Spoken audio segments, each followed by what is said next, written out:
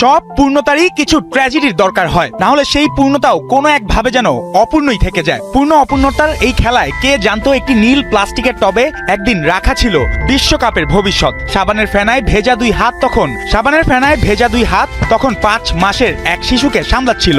19 বছর পর সেই হাত ট্রফি ছুঁতে ব্যর্থ, আর সেই শিশুই হাতে তুলল বিশ্বকাপ। ফুটবল এখানে শুধু বল পাস করেনি, এক প্রজন্ম থেকে আরেক প্রজন্মে সময় পাস করেছে, লেগেসি পাস করেছে।